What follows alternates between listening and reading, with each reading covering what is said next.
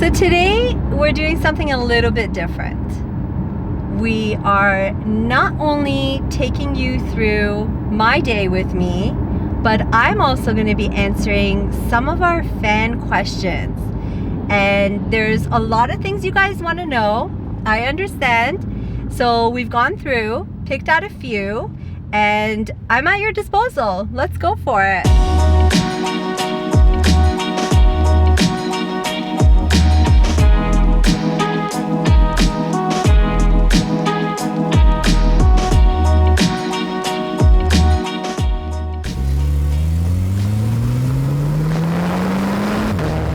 So Anika has a question about where to start in the design industry. And my first question to you is, how passionate are you about interior design? Because I feel that not only is it knowledge that you gain from schooling, but it should also come within you. And interior design is one of those things that you need to have that creative side to you, and you need to be able to push boundaries, because that's what's going to differentiate you from all of the other people that are amazing at what they do in this industry. So first things first, you have passion behind it? Great, let's go for it. You can choose to be an interior decorator, which this is one of those questions that we always get asked. What is the difference between interior decorator and interior designer? So if you choose to go and become an interior decorator, there are college programs which run between 2 to 3 years, and you can get your diploma. What the difference between that and interior designer is that interior design, you need a university degree. So this is in Canada. There's a difference between college and university. A university will get you a degree, and it's generally about 4-year program. So it's more intense, and you're learning more about the structural side of interior design. So you're not just furnishing and finishing, you're actually designing and planning the structure from the beginning, which is something that we also do. We do interior decorating where we go and we furnish homes, but we also do interior design where we do structural changes, and we work with architects and builders and homeowners.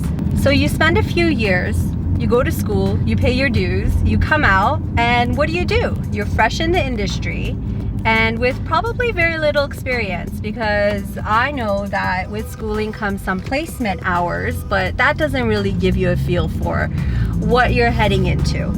So what I did was I pretty much came out of school and went straight for it. I started my own business, and I just started contacting people that were in the real estate industry, because my target in the beginning was home staging. So that's who I needed to target. I needed to target the real estate agents, the builders. I drive around, give my flyers, go talk to them, be personable. You want to build a rapport, you want to build relationship with your clients. Whether it's through email, whether it's a phone call, whether you show up at their office by appointment, hopefully. Let's be mindful that people are very busy these days. And you introduce yourself, and you just really need to be confident. Whether you're going to work for a firm or whether you're going to start out on your own, you just need to have the confidence, and that comes with drive, as I've said in my other videos. So you go, you work for a company, or you start to do it yourself. You gain the experience, and you just start building from there. So one of the other questions I get asked often is, how do I manage my personal life with my career? And as you all know, we are very busy, and my career is definitely time consuming. So I pretty much wake up around 6:30 in the morning. That's when my day starts. And I have 2 little ones. My daughter is 3 years old and my son is 6. So they definitely do require a lot of my attention, but so does my career. And it's something that I committed myself to a long time ago, and I promised myself that I pretty much wouldn't sacrifice having a family for my career, because they're both equally as important to me. So I do have a lot of help, thankfully, but at the same time, it does consume a lot of my time, my career. So I just have to have proper time management. So if my projects, I know certain things are due by certain dates, I will compress certain days more and work more hours in those days. And then on another day, I might have half a day of work, or I can be completely off. But I've committed my weekends to my kids. That's the most important part, which I don't really compromise on that end. But throughout the day, 8 to 10 hours a day I'm working. So, you know, most of my day is gone for that. And I see my kids after 6 o'clock, I'm done work. I go home, I'm with my kids and cook them dinner, give them a bath, read them a bedtime story, and just enjoy the time I have with them. And again, I try to manage my time in a way that I'll be crunched for time on some days, and on some days it'll just be a more easy day where we can go bike riding together and do something fun. So one of the other questions is where we get our furniture and accessories from. Well, we have a very large warehouse that we need to keep full at all times because there's constantly projects coming in. I've mentioned before, I don't rent from rental companies. Everything we have is our own inventory. So I have different manufacturers, and that's the other perks of being an interior designer, because you get to open up accounts with different manufacturers. So when you do that, you get a discounted rate than the retailers. So we go to them to source our furniture and accessories, and we have them in our inventory, and they keep turning within project to project. And we do get asked often, oh, you're using the same sofa, or I recognize that coffee table. Well, it is true, because a lot of our pieces are duplicated and we use them, in different homes at the same time. But some pieces, I have singles of where, I couldn't find more than one, which I will never part with those pieces. I know sometimes people want to purchase my pieces, but those are the pieces I'll never let go of.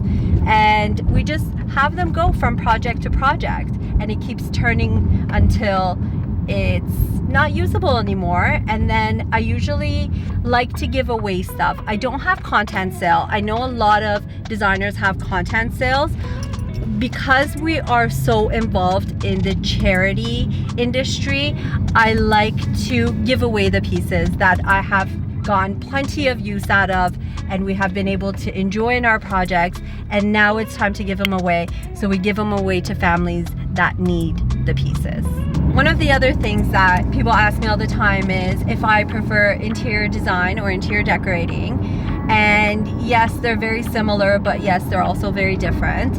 I personally prefer interior decorating just because I love to work with materials and textures and bringing a room together. So interior design is almost like the first stage of design, where you're building the space pretty much, and then interior decorating, you're coming in and you're blessing it with your creativity.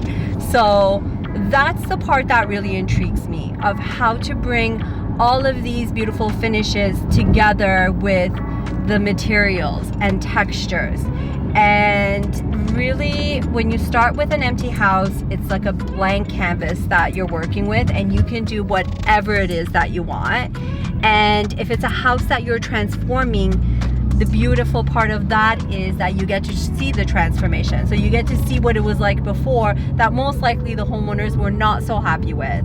And then you get to transform it into something that really works for them and kind of completes their vision.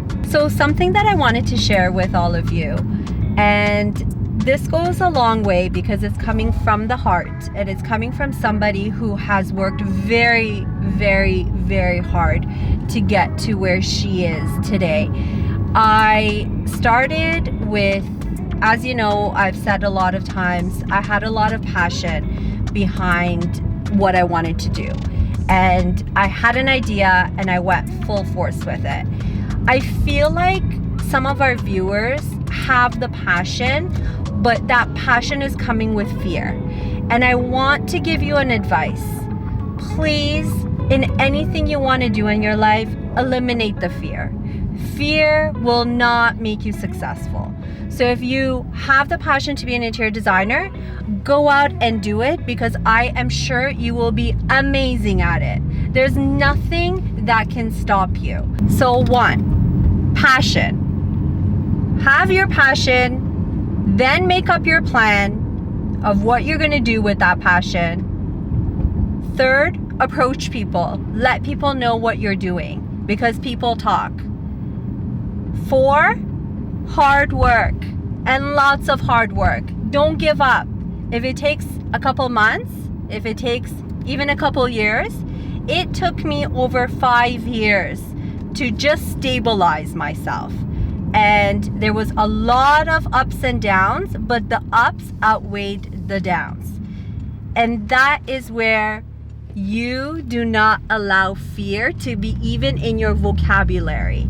Erase the fear, eliminate the fear, have the drive, have the passion, and go full force. And I am sure you will succeed in whatever you want to do. And last but not least, social media, guys. Social media is your best weapon in this industry, and that is what's going to make you really, really stand out from the rest.